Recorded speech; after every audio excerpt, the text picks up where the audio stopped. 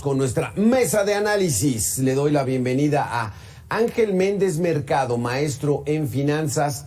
Ángel, ¿cómo estás? Qué gusto saludarte. Muy bien, Alberto, qué gusto de verdad estar contigo nuevamente. Sí, hombre, nos da muchísimo gusto. La importancia económica de las aduanas y los puertos, Ángel. Ya vimos en este espacio que somos una potencia, uno de nuestros pilares económicos, la manufactura.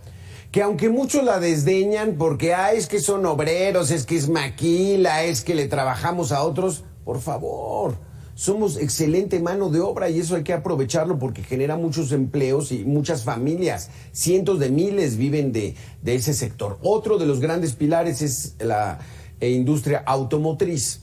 Esa también está comprobadísima que marca que venga de automóviles, en el ensamble somos de lo mejor del mundo.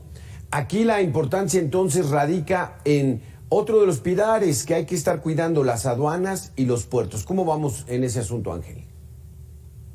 Pues mira qué interesante, Alberto, esta mesa, porque sí hay mucho que platicar al respecto. Las regulaciones internacionales pues están concentrando todo su esfuerzo en lo que entra y lo que sale de un país.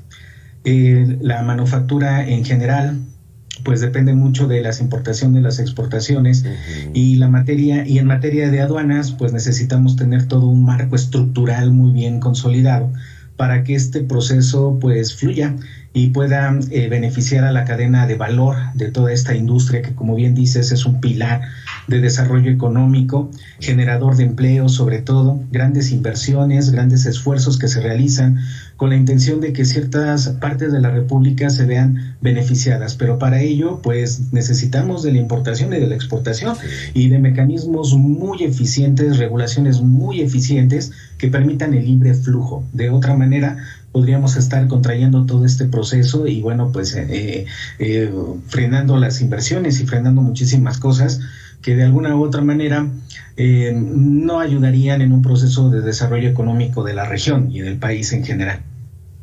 ¿Te parece si le damos la bienvenida, Ángel, a César Roy Ocotla? Él es periodista y analista del ramo automotriz. Gracias por estar con nosotros, Roy. Un abrazo. Aquí estamos. Muy buenas tardes, a sus órdenes. Roy, pues bueno, uno de los pilares, ya platicábamos, es el ramo automotriz. México es muy buena mano de obra para cualquier marca que venga a hacer casi cualquier tipo de automóvil. Ya viene, nos platicabas la vez pasada, esa transición de los autos de gasolina a los eléctricos. Esa es una gran oportunidad para México, Roy. Hay que aprovecharla, ¿no? Hay que tratar de sacarle el mayor provecho a esta transición para que podamos colocar quizá un auto mexicano en el mercado internacional. ¿Es así? Lo del auto mexicano lo veo como un sueño no posible de momento, porque acuérdate tú que en la expropiación petrolera hubo un acuerdo con el gobierno de los Estados Unidos que a México no le permiten tener una propia marca automotriz. Lo vimos con BAM, si tú te recuerdas, en 1965 tuvimos en México vehículos automotores mexicanos que, no obstante ser empresa mexicana, tenía la patente de American Motors. Entonces, lo de un vehículo propio a nivel de lo que conocemos como industria automotriz lo veo lejano. Sin embargo, la coyuntura nos presenta la oportunidad de que nuevas y pequeñas empresas produzcan autos eléctricos. Eso sí es muy posible, porque la mesa estará de acuerdo conmigo en que producir un vehículo eléctrico tiene mucho menor costo, hablando desde el punto de vista de la producción misma y del origen del vehículo, del motor, etcétera, sus componentes esenciales, tiene menor costo que un auto actual de combustión interna. Eso sí, tenemos la oportunidad de crecer y crecer exponencialmente. Pero digamos que entonces sí estamos como que impedidos en el mercado internacional a tener una marca mexicana. ¿Cómo ves, Ángel Méndez? Pues sí hay ciertas barreras que nos lo van a impedir. Lamentablemente no somos generadores de mucha tecnología mecánica. Podemos ser los mejores armadores, podemos tener la mejor mano de obra, pero todavía el desarrollar una tecnología eficiente que compita con las marcas que actualmente y ahorita las de Asia también están entrando muy duro, pues sí es difícil que podamos tener algo así. Además, como bien lo comentan, tener una tecnología basada en la electrónica que va a desplazar lo mecánico podría ser muchísimo más factible, y yo creo que eso es a lo que se le debe de apostar en el futuro. Las inversiones deben de estar ahorita enfocadas al uso de tecnologías más eficientes que incluso estén en la misma sintonía del discurso internacional de cuidar el medio ambiente. Entonces yo creo que a lo mejor ya nos tardamos o ya es demasiado tarde como para pensar en una marca nacional tal cual, pero sí podríamos entonces desarrollar la tecnología, la innovación, impulsar proyectos para la creación de autos que estén más acordes a una situación de orden electrónico, digital, y no más hacia la parte de combustión interna o de combustibles o mecánica. Yo creo que ahí sí se tiene que romper el paradigma, y yo creo que sí tenemos los recursos, la infraestructura, los ingenieros que puedan desarrollar esta industria y poderla ver como un potencial a mediano y largo plazo. Porque César, a ver, platícanos brevemente. Yo recuerdo la salida en el mercado internacional de los autos coreanos. No, que están chafitas y que no, pues mejor cómprate un japonés, que eran los que estaban de moda. Y se fueron afianzando bien. Y después la llegada de los autos chinos, los FAO, ¿no? No sé cómo van esos, ¿no? Ya han pasado 2 décadas y quién sabe cómo van, pero ¿cómo va ese desarrollo de que salgan nuevos productos al mercado internacional? Bueno, mira, antes de que China y Surcorea, está el ejemplo de Japón. Japón en los años 60 hacía vehículos. Tú acuérdate, tu papá te recordará. El Datsun era un vehículo muy esencial y la gente lo criticaba, pero empezó a ganar adeptos porque los japoneses fueron aprendiendo de sus propios errores, y llegó el momento en que llegaron a competir a tal grado con la industria automotriz de Estados Unidos que hoy la tenemos en el primer lugar a nivel mundial. Imagínate tú, primer lugar de ventas Toyota sobre General Motors y sobre Volkswagen, que es alemana. Entonces, después de los japoneses, como tú bien dices, los surcoreanos, no nos gustaron sus vehículos, eran feos, eran deficientes en motores de combustión interna que se rompían. Pero ¿cómo estamos hoy? Kia de México tiene el 5º lugar de ventas y ya superó a Volkswagen en las ventas internas del mes de mayo. Entonces, los chinos, para completar la parábola, los chinos también han girado en ese sentido. Primero hicieron vehículos bastante malitos, pero velos cómo estamos ahora. Solamente hay que voltear hacia MG, SAIC, que es una empresa china que está haciendo muy buena manufactura. Tenemos que mirar hacia Chang'an, que también ya se vende en México, y tenemos que voltear hacia la marca nueva Chery, que acá se llama Chery, pero que ya probamos los coches y están en un muy buen balance. Entonces, la cuestión de llegar tarde a la producción no es el problema. El problema para México es que ya no podemos entrar a ese ciclo de la producción de motores de combustión interna, porque ya nos alcanzó la tecnología híbrida, ya nos rebasó la tecnología eléctrica. Entonces más nos conviene ya pensar si vamos a hacer algo interesante en el mercado, si los estudiantes que nos escuchan, yo siempre pienso en la juventud de este país, ¿hacia dónde van a girar? Pues hacia los autos eléctricos, hacia los autos autónomos. Hacia allá hay que mirar.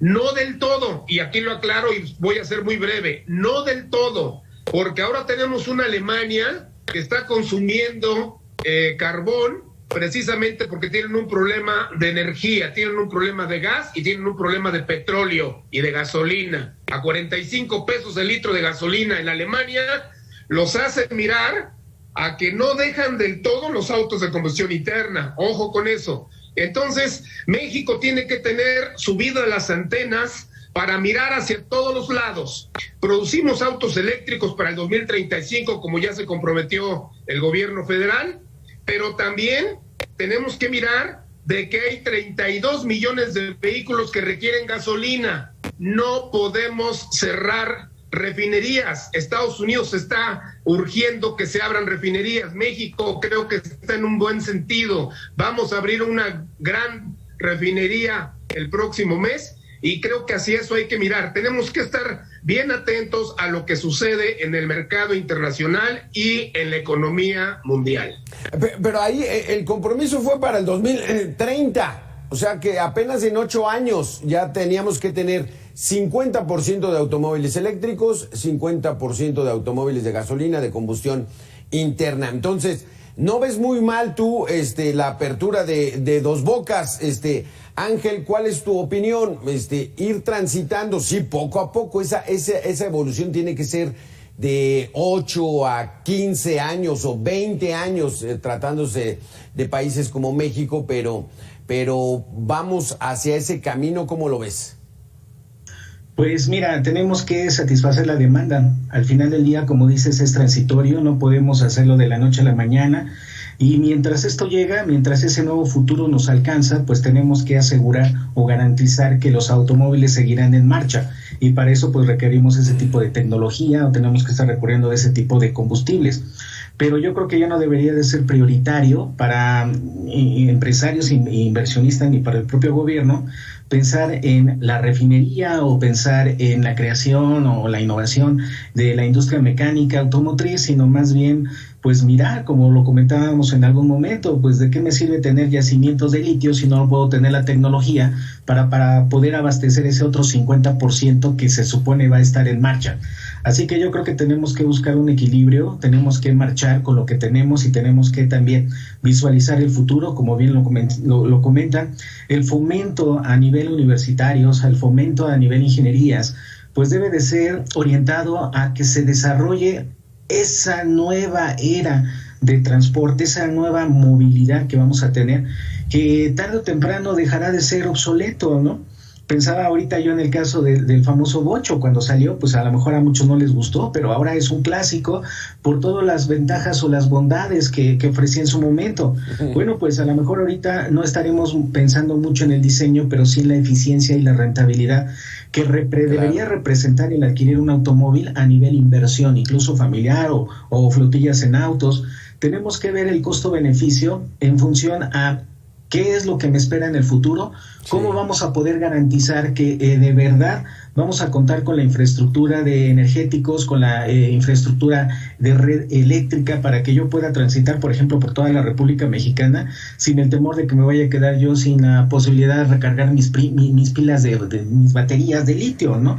Entonces, yo creo que sí es interesante, el panorama es alentador en el sentido de que pues nos esperan grandes cosas, las marcas chinas, por ejemplo, haciendo alianzas como por ejemplo con Chevrolet, poniendo al mercado vehículos con grandes prestaciones tecnológicas sobre todo, pero pues generando esas estrategias, esas alianzas entre industrias que lo que hacen es ofrecer al mercado productos eficientes, productos de calidad, que puedan competir en un mercado o en otro, pero sobre todo que se cuenten con las garantías para que ese vehículo pues le rinda durante algunos años, mientras nos alcanza esa tecnología, pues que le rinda al usuario las capacidades y los usos para los que fueron concebidas. Exacto. Entonces yo creo que es muy importante ver el futuro, pero también tenemos que abastecer la demanda actual y que todavía pues falta un buen tramo para poderlo lograr. Va en ese sentido mi pregunta, César. Nos hizo recordar, Ángel, al bocho, que hasta con una agujeta podías utilizarlo como chicote del acelerador y vámonos, y te movías, era muy práctico. Y las nuevas generaciones pues ni idea tienen, ¿no? Ni idea tienen de lo maravilloso que era tener un bocho, porque la gasolina ahí le echabas tantito hasta alcohol y arrancaba. Pero esa evolución entonces va en ese sentido, César. Se dicen algunos medios de comunicación que la inversión en Dos Bocas es de 18,000 millones de dólares. Ya dijo el presidente que no, que exageran, que es como de 12,000, o sea que se ha incrementado de 8,000 el cálculo inicial a 12,000. Pero todavía pues falta mucho por ver. No es mucho dinero el que se está invirtiendo en una situación que va de salida cuando deberíamos estar viendo hacia adelante. Yo creo que no, porque acuérdate tú que los gobiernos anteriores no le invirtieron nada al asunto. Es una irresponsabilidad que México se haya quedado sin gasolina los pasados 30 años, 40 años, y necesitábamos salvar el problema. Creo que las autoridades actuaron en buen sentido. Sin embargo, creo que hay que pensar, como se dice aquí, hay que pensar en el futuro, en lo que viene próximamente. Solamente un tema que quiero tratar. Mira, cuando Henry Ford hizo posible la Ford Motor Company en Detroit, allá en Michigan, fue en el año de 1903. Entonces no había carreteras, había poca gasolina y se inventó el automóvil en serie. Esto es la producción automotriz. Cuando nosotros estamos pensando que México va a ingresar al ciclo de electrificación, pues también es lo mismo. La tecnología la tienen las grandes empresas, las grandes potencias. Ellos están desarrollando la tecnología híbrida y están desarrollando la tecnología eléctrica para los autos. Entonces, pues, ¿qué esperamos que suceda para México? Pues que nos va a llevar un poco más tarde, nos va a llegar el asunto un poco más tarde, porque en México hay muchos asuntos que arreglar todavía de otra índole. Entonces yo te diría que nosotros tenemos que ir con paso firme hacia lo que viene, hacia el presente y futuro. Y yo creo que es bien saludable lo que te dije la vez anterior. Ya se están sentando por fin después de 4 años, fíjate nada más. Después de 4 años ya se han sentado el sector gubernamental y el sector privado para ponerse de acuerdo en materia automotriz. Esa ya es una gran ventaja, que se pongan de acuerdo, que se dejen de pelear y que vayamos para adelante. ¿Qué hay que hacer? Todos estamos ya de acuerdo. Vamos hacia la electrificación, no podemos dejar a este país sin combustible, necesitamos esa refinería, querámoslo o no. El sobreprecio, pues hay inflación de 7.8, tú me dirás, ¿qué no aumenta de precio? ¿Por qué no va a aumentar una refinería si todo está aumentando de precio? En fin, no nos perdamos en esos detalles. Lo importante es que México ya se está poniendo de acuerdo para ir a la electrificación con Estados Unidos, Canadá y Reino Unido se nos quiere unir. Entonces, pero el mensaje que ha habido en el sector energético es dejar a un lado a la iniciativa privada nacional y extranjera, pues por eso hay tanta queja en estos momentos. Entonces, también ahí como que no hay cierta congruencia con que o vamos o le apostamos a los jóvenes o nos encerramos a fortalecer la CFE y Pemex. Mira, Héctor Guerrero, que es el subsecretario de Industria de la Secretaría de Economía, habló con el sector y ellos manifestaron su preocupación por la cuestión eléctrica. ¿Cómo van a quedar con las tarifas? Esto se concreta a cómo van a quedar las tarifas que se le vende la Comisión Federal de Electricidad al sector automotriz. Y ya lo dijo Héctor Guerrero, vamos a trabajar para que ustedes no tengan el impacto hacia arriba en sus costos de producción en electricidad, no les impacte negativamente. Vamos a trabajar hacia allá. ¿Qué es lo que se hizo en el sector eléctrico? Creo que tú lo sabes muy bien y toda la mesa lo sabe. Era un desbarajuste tremendo, cada quien hacía lo que se le daba la gana en este país, y yo creo que eso no es posible que siga sucediendo. Entonces, lo que Héctor Guerrero está haciendo me parece muy loable, poner de acuerdo a las partes. Mira qué tan positivo estuvo esta reunión, que aceptaron que el lobby de energía de Estados Unidos venga a negociar con México este tema. No van a dejar. Aquí el problema es uno y hay que decirlo con todas las palabras. Iberdrola, la española, hizo lo que quiso con este país y el gobierno mexicano no se lo permitió. Entonces ahora, imagínate tú, la inversión que se va a hacer en materia eléctrica va a ser con empresas estadounidenses y eso los tiene muy molestos. Creo que por ahí va el asunto de fondo. ¿Estás de acuerdo con eso, Ángel? En ese sentido de que realmente estamos volteando nosotros a Estados Unidos, o Estados Unidos está viniendo a poner orden.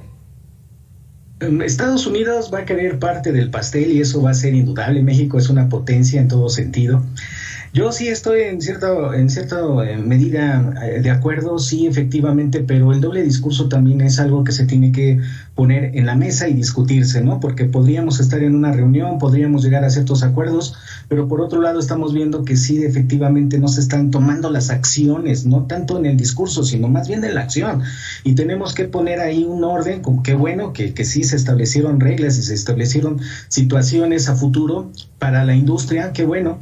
Pero también, por otro lado, la parte energética, que eso es lo que vamos a requerir en un futuro para que podamos echar a andar toda una maquinaria de vehículos eléctricos, pues hoy en día también la vemos muy deficiente. No existe la infraestructura en el país, como bien lo comenta. No existen las condiciones para que los autos eléctricos puedan ser una realidad todavía en esta ciudad. Todavía estamos dependiendo mucho de la parte de combustibles, pero tampoco los podemos descuidar. Sí, efectivamente, la refinería va a ser, digamos, un alivio en el mediano plazo para poder, como te comentaba, abastecer a toda esta demanda que todavía va a seguir funcionando a partir de esa derivación del petróleo y de los combustibles. Pero yo creo que sí tenemos que pasar del discurso a la acción. Y qué bueno que empresas norteamericanas se estén volteando, porque es parte de su proceso como inversión en países extranjeros, y no van a querer salir del mercado, no van a querer desperdiciar esa gran oportunidad. Pero ¿y México qué está haciendo? Sí, nosotros podemos ser dueños, sí, como lo comentamos en algún momento, podemos tener los yacimientos, podemos tener todo, pero ¿de qué sirve si no lo explotamos para nosotros? ¿No? Entonces, en el discurso ahí tendríamos que bueno que se pone en la mesa, pero también podríamos poner las reglas, el marco jurídico, las condiciones sobre las cuales se tiene que trabajar para que efectivamente se puedan dar todas estas condiciones. Ya hay un paso muy interesante, muy importante, que bueno, ya se están sentando la iniciativa privada del gobierno, pero tenemos que pasar a la acción. Y si no, nos va a volver a comer el tiempo y otra vez vamos a tener que lamentarnos en el futuro de por qué no hicimos esto, por qué no hicimos lo otro. Tendríamos que haber aceptado la ayuda tecnológica del exterior, por qué no desarrollar nuestra tecnología, que ese siempre ha sido nuestro lastre. Lamentablemente no somos generadores de tecnología. Ahorita la industria automotriz está padeciendo el hecho de que en México no se puedan producir los microcircuitos, así de sencillo, y estamos dependiendo de tecnologías extranjeras, de toda esta problemática de abastecimiento que al final del día contrae el mercado y aumenta el problema de no poder liberar una cadena de valor muy importante. Y ellos están esperando a que esto mejore. Bueno, pues está bien. Somos una excelente maquila, somos una excelente mano de obra, pero eso es lo que somos, armadores, cuando podríamos ser generadores. Y creo que tenemos todo lo que sea necesario para poder ser una potencia y, ¿por qué no?, maquilar, pero también por aquí producir. Y eso podría también ayudarnos en otro sentido, colocarnos a nivel internacional como fabricantes, como productores de esa tecnología, que eso es lo que realmente vale, eso es lo que realmente genera una rentabilidad para los inversionistas, que nosotros seamos los desarrolladores de la tecnología, que nosotros seamos los que realmente estamos ahora lanzando al mundo pues esos microcomponentes o esa tecnología. No hay un apoyo real. Podemos estar en reuniones y podemos establecer, no, pues sí, lo importante es fomentar y desarrollar la manufactura, sí, pero ¿y cómo se va a hacer? ¿Cómo tenemos que llegar a ese punto en donde México sea líder, no nada más de armar el rompecabezas, sino de crear las piezas para armar el rompecabezas? Así es, así es. Muchísimas gracias, se nos terminó el tiempo. Ángel Méndez, César Roy, muchísimas gracias, muy interesante estos conceptos. Estas mesas sirven para que haya ese intercambio de opiniones y darle a conocer a la gente que tenemos potencial. Vamos a seguir empujando para que esto vaya para arriba. Muchísimas gracias a los dos por haber estado con nosotros. Un gusto, un placer, Alberto. César, hasta luego. Hasta aquí este espacio de información muy interesante, los pilares de la economía de México.